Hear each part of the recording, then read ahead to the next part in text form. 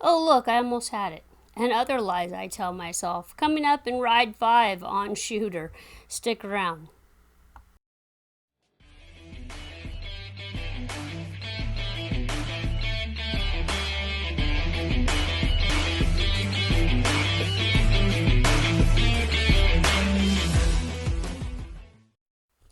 Welcome back to Becky, Amio Horse Training and ride number 5 on Bonnys Six Shooter. Now, the biggest lie I told myself today was that the Pivo was going to follow me and get my entire ride. And boy, it sure missed me a lot. There are several places where I had to edit out it videoing the frickin' trees because it just didn't follow me and decided to focus on something else. So I apologize in advance, you guys. It does not keep up with me at all very well this entire ride, and there are points where it just stops and it goes off into some other universe, and I had to completely edit out several minutes of the ride. And fortunately, it wasn't anything critical. It was like mostly when I was playing game over with him or doing something relatively slow. So thankfully, it wasn't something that I really wanted to try to share with you. So this ride, I pretty much go through the motions when I start over again, bending his head around both directions and making sure he's going to be soft and give his face. And then I'm going to put him into some emergency stops at a walk here before we get really going and making sure that I can get this colt stopped. Because remember, Shooter has quite a bit of forward to him and he's not really looking to stop like most of the other horses that I ride. And that's kind of one of the reasons why I've stayed in the round pen for so long with him. And I continue to ride him in the round pen because he's allowing me to.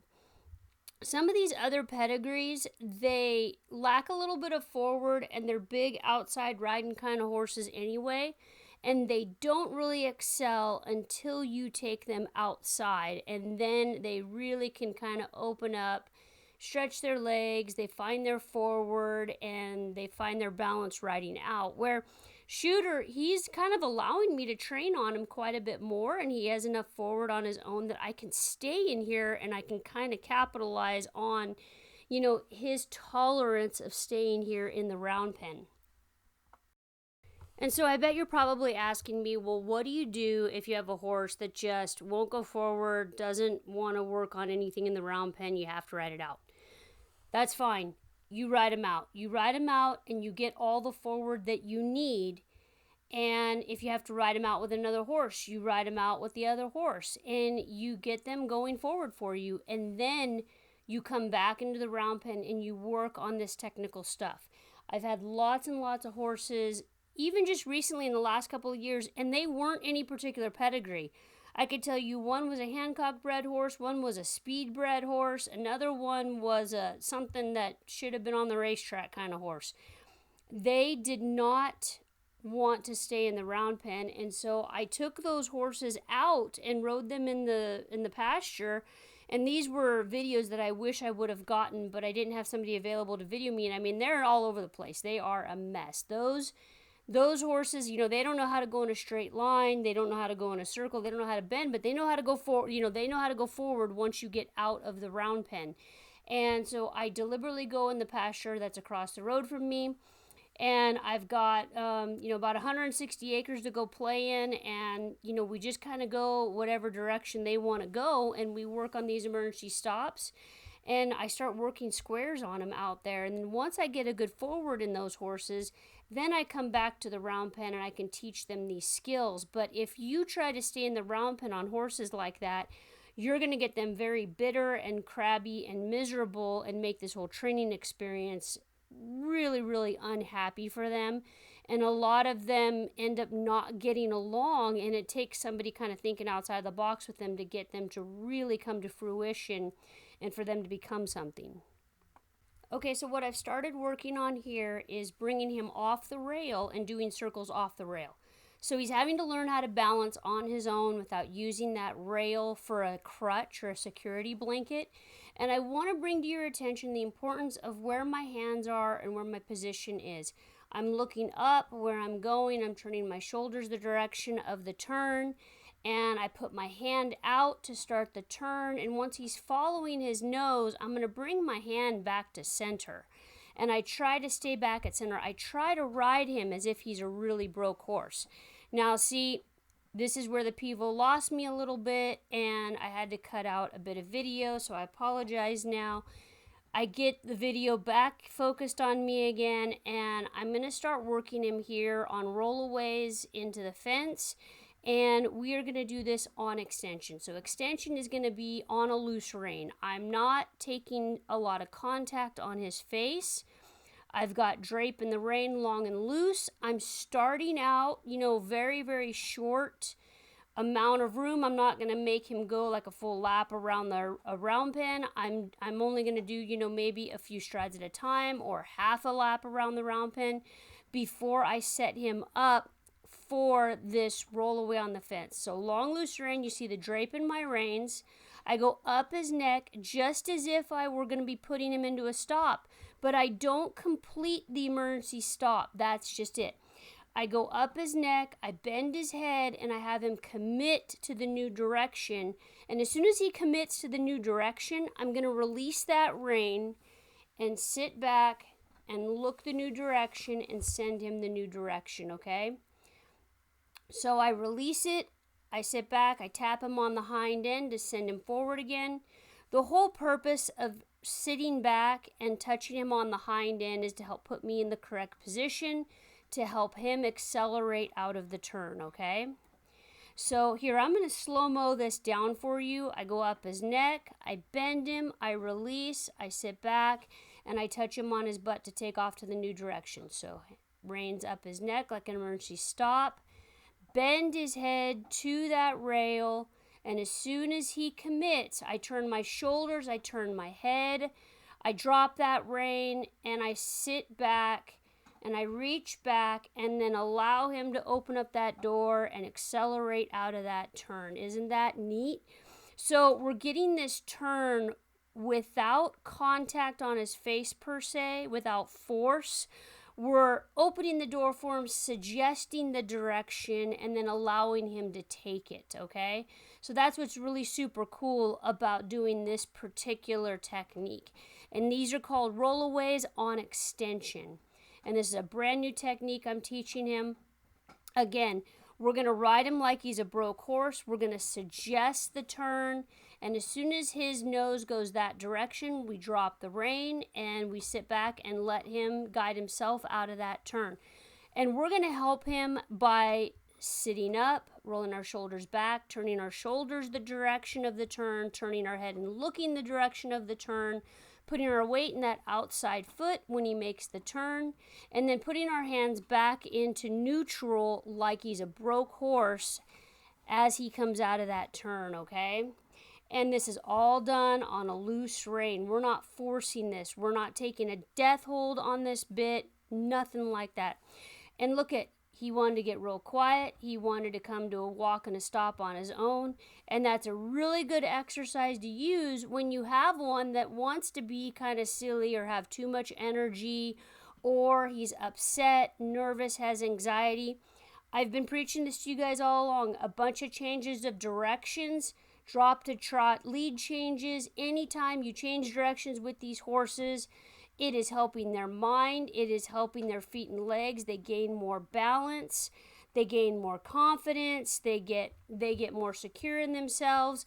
And they get quieter because every time you change the direction, it causes not only physically they get a little bit ridden down, but mentally they're getting ridden down as well, and we're getting their minds quieter because we're giving them a job. Okay, so I'm going to let him play game over for a little bit and let him walk around, do a little bit of ride and guide with following his nose, moving away from pressure of my leg here. And this is where the pivot loses me, and I had to cut out a big clip of it checking out the trees. We go back to work after he gets his breath back, and I'm going to work on some transitions here. Pick up a trot, small circle off the rail, no bigger than half the size of the round pen.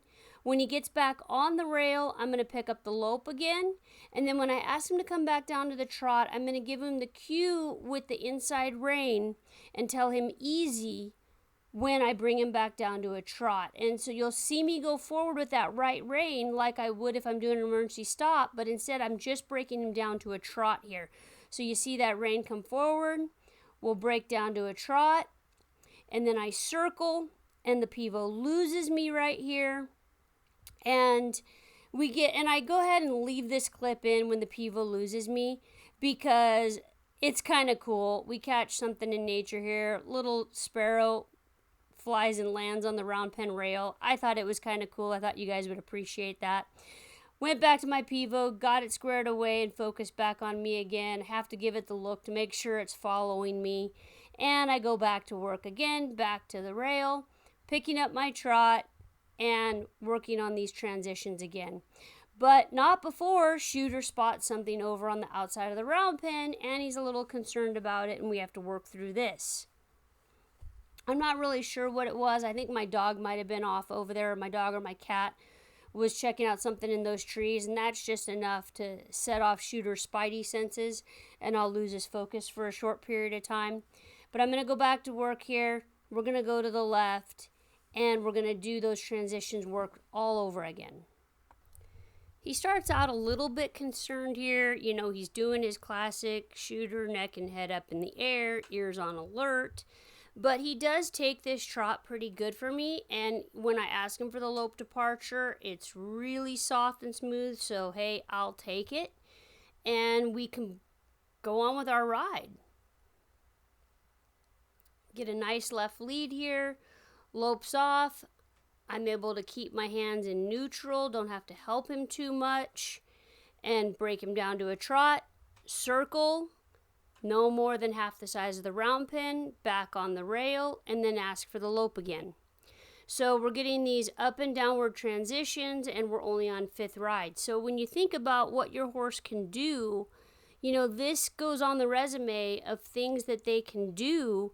You know, we kind of take it for granted, all the things that our horses are capable of doing, and you know, we forget something just as simple as an upward and downward transition and working on them on a regular basis. But I say easy, I can move my hand forward, he breaks down to a trot, and I'm starting to slowly run out of horse here, but I'm going to get a little bit more work out of him before I call it a day.